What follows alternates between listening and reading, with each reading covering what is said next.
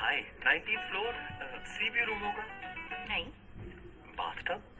नहीं unlimited breakfast? Included नहीं है। मेरे रूम में सब है। आपका रूम नंबर? नहीं, मेक माई ट्रिप का कूपन कोड। बाथटब, सी व्यू सब मिलेगा और वो भी 20% डिस्काउंट पे। All the best. Madam, download the Make My Trip app. Stay better, pay lesser. Are you ready?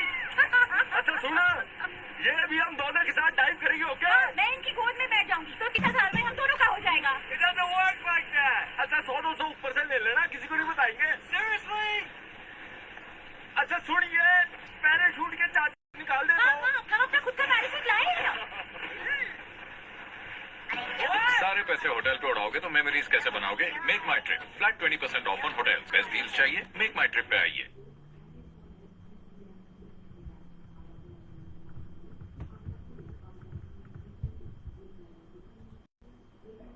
Sir गलती इसकी नहीं है, झगड़ा तो Time is good.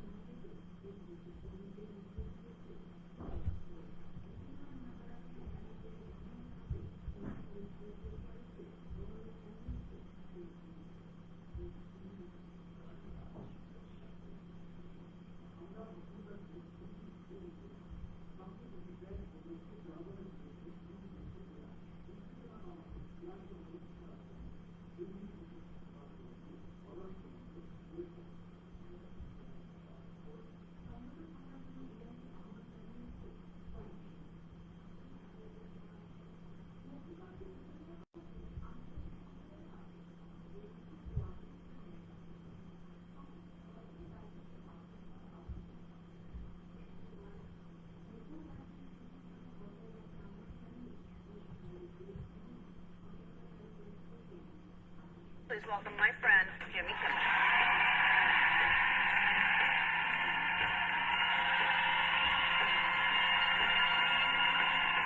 How are you? I am good, thank you. I saw you recently at our birthday party. Oh, right. When you say our, you don't mean our No, birthday not party. ours, but- Although I love to have my birthdays with you because this was the greatest birthday party I've ever been a part of. I mean,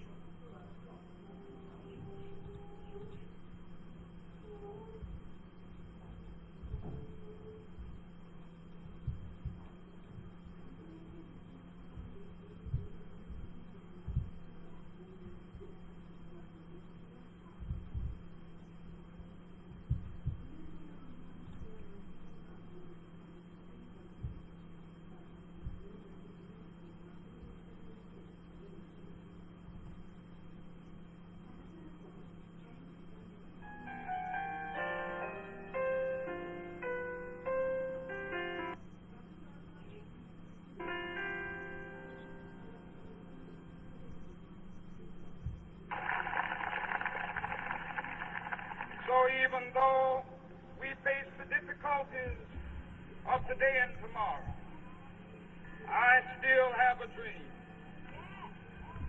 It is a dream deeply rooted in the American dream. I have a dream.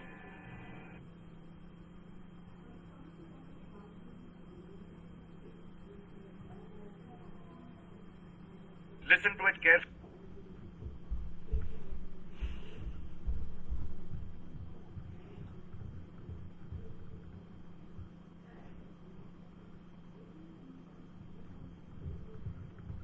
I had no dream, no future, nothing.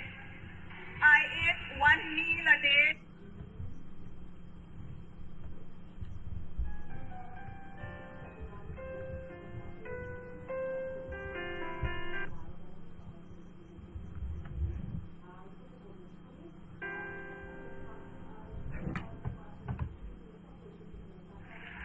Thank you, David.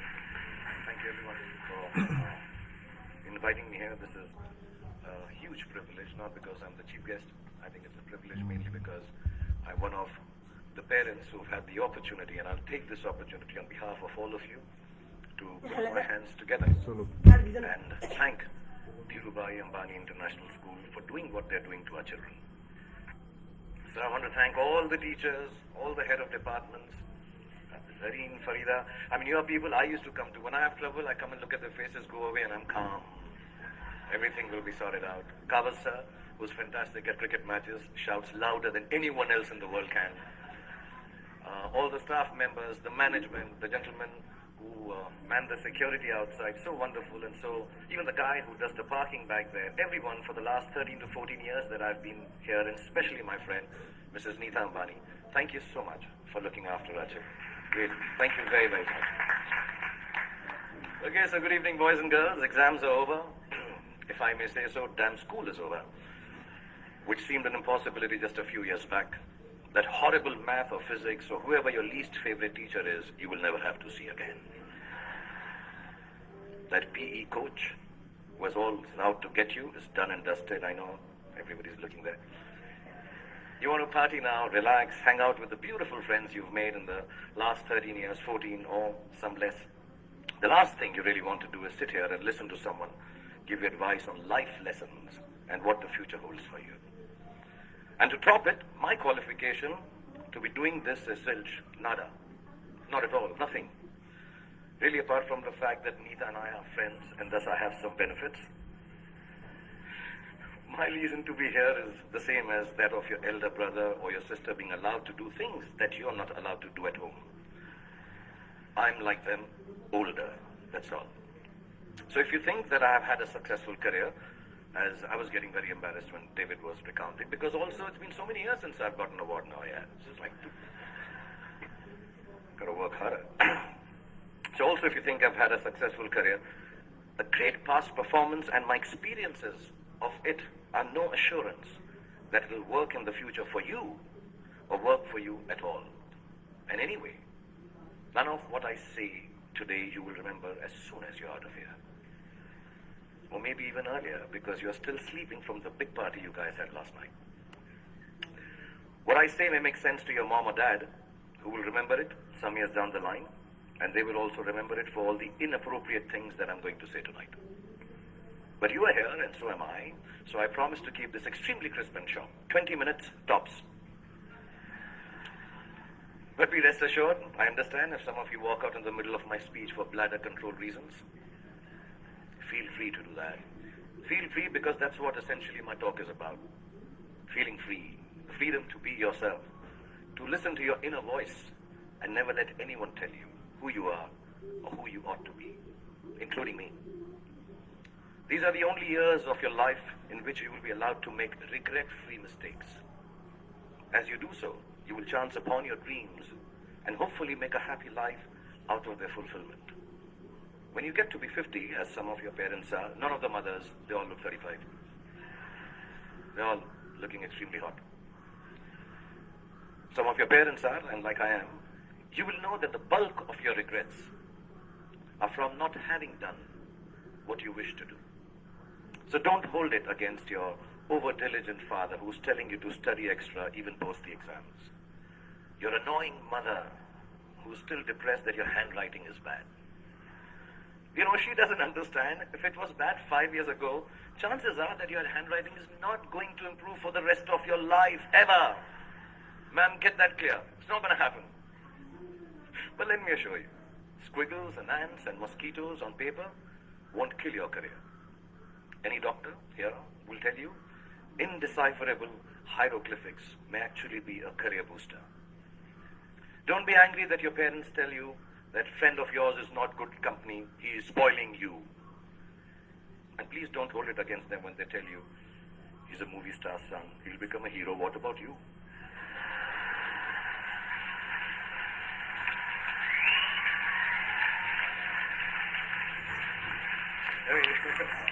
Let me assure you, movie stars, sons and daughters also have to work. Basically, just don't grudge the old man and the old bag, ever. All us parents try to do is to make you happy with your choices by annoying you with ours that are actually your choices anyway. But you just don't know it yet. Your hormone levels are too high for you to understand this confusing logic. All you want to be is yourselves, and you're quite sure you know what that is. And I'm here tonight on your side only to confirm your conviction as you set forth into the big bad world from the loving shelter of Mrs. Neeta Ambani and all these wonderful and beautiful and warm teachers and faculty who have nurtured you to embark on your own journey through life. I was talking about parents because I think tonight is about parents. So I'm going to tell you something about my parents. My mother was top class. She was really cool. She loved me unconditionally, was beautiful, like all mothers are, and believed I will be the most famous man in the world, and I could do no wrong. In Delhi, they say, "Hamara bachana is like the apple of my eye." Some Punjabi ladies make it bigger, like the pineapple of my eye. So I was the pineapple of my mother's eye. And my father was a gentleman. He was very educated, masters in law, extremely intelligent, knew 7 languages, had traveled the world, knew his politics, fought for the freedom of our country, India, and excelled at sports like hockey, swimming, and polo. He could cook and recite poems and knew the capital of every country in the world. My father was also very, very poor. He was unemployed and struggling to make ends meet for 15 years of my life that I had the privilege of knowing him. From when I was 10 to when I was 15, not being able to afford fancy gifts for me, he would wrap up something old that belonged to him in newspapers and declare it as a birthday gift when my birthday came along. This, in the next 11 and a half minutes left that I have, is the story of the 5 gifts my father gave me and how they helped me become what I am today. When I was 10, my father gave me an old chess set. Chess is a reflection of life, they say, and as cliched as it sounds, it's probably true. The first thing it teaches you is that every move has a consequence, whether you perceive that it does or does not. Nothing you do, not a single moment, is empty of living. So think of things through, not always, but often enough, so your life does not feel as black and white and as uniform as the squares on a chessboard. Sometimes, in order to move forward, you might need to take a few steps back. And there's no loss in doing something that hurts in the short run, but proves worthwhile in time. Sometimes, the queen might seem sexier. They always do. But if she gets taken by your adversary straight after you save her, then you might be better off saving your castle or the bald bishop instead. So don't always choose that which seems more desirable if something tells you it's going to get you into a whole lot of trouble. What I mean is also about tonight, drive home while your wits are about you instead of staying and getting stoned senseless after the party here. You can't get anywhere in chess if you don't look out for the little ones around you. The small bonds. Life is like that. If you forget the smallest of your people, or become foolish enough to imagine that the little graces you are given are of no value, you end up nowhere. When you look around you, learn to notice all the tiny little things that make your existence privileged and special. Just the fact that you are here, in this very moment, at this fantastic school, in the company of such adoring parents, is the product of immense love, hard work, and sacrifice on the part of many people present here. Taking your blessings for granted is the most ungracious stupidity, both in chess and in life. Then there's what they call, I don't know how to pronounce it, but sounds very cool, the Zugzwang. The Zugzwang, yeah. It's a really cool word. It sounds like a Chinese aphrodisiac. Zugzwang. But it actually is German for, okay, I'll tone this down. Oh, fish, I got to get out of here. Anyway, for those of you who've never played the game, it's when you get so stuck that whichever move you make is a bad move. It'll happen to each and every one of you at some point in your lives for sure. A moment will come when it will look like there isn't anything going right and nothing you can do to prevent disaster. Ask me, I just finished Dilwale and followed it up with Fan. So, when you are in Zugzwang, kids, don't panic. Whenever there is trouble and you know there is no way out of disaster, don't panic. With a little embarrassment, you will survive it. Trust me. All you have to do is make a move. All you have to do is move on a bit. As the Cheshire Cat in Alice in Wonderland said, when Alice came to the fork in the road, if you don't know where you're going, it doesn't matter which road you take. I will add to it. As long as you take one road and don't keep standing in the middle of the fork until a truck runs you over. Often, in Zugzwang, your enemy wins that particular move, but mostly you end up winning the game. There were no computers when I was a kid, nor were there iPhones for us to Google pornography on, while our parents were busy checking their selfie likes on Instagram. One of the most precious gifts my father gave me was an Italian typewriter. I learned how to use it from him, how to roll paper into the roller and press the lever, I don't know if you guys have seen a typewriter. Google it, yeah. Yeah, the clicking sound of the letters as I pressed them with my fingers, forming words on blank pages, fascinated me. To use a typewriter well, you needed diligence. One wrong letter, and the whole exercise had to be started all over again. We used something called Typex to erase our mistakes in those days, not to sniff at during math classes. But too much Typex in math classes or in typewriting is unacceptable. So we had to learn how to move our fingers accurately, to make words out of thoughts with efficiency, and do it over and over again till we got it just right. As an adult, I have come to understand that there is nothing of more value than your capacity for diligence and your ability to work hard. If you can outwork your adversaries and your employees, you can ensure your own success in whatever it is you choose to do. Whatever you're doing, do it once. Then do it one more time, even more carefully. Practice will make everything seem easier. Be diligent. Be thorough. Think of every job you do as the first one. So you have to get it right or you won't be able to impress everyone. And at the same time, do it as your last job, as if you will not get a chance to do it again ever. Don't just outwork yourself.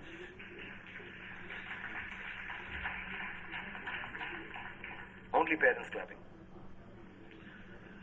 In fact, you can outwork yourself. If you can outwork yourself, then pretty much nothing can prevent you from glory. And my father gave me a camera. And the most beautiful thing about it was that it did not work. We all have those Leica ones, old ones, which don't work, look really cool. I learned that things don't always have to be functional to fulfill a need. That sometimes when things are broken, the greatest creativity emanates from their fragments. I found myself looking at my world magically through the unusable lens. And the fact that there was never any actual photograph to see taught me my most important lesson yet. That creativity is a process of the soul. It does not need an outcome or a product for the world to accept. It needs only the truth of its own expression. It comes from within and makes of your world whatever you wish it to make. So don't be afraid of your own creativity. Honor it. It doesn't always have to be seen or approved by those around you. It is an expression of your deepest self, and it belongs as much to you as it does to the universe that nurtures and inspires it. All creativity is not for everyone to like or understand. All art is not up for sale. Some creativity has a bigger role to play. It is to keep you company when you're alone, when you need a friend. When the world doesn't seem to understand you, your creativity, whatever that may be, I know a friend of mine who makes dolls out of bath bags from aeroplanes. Whatever your creativity is,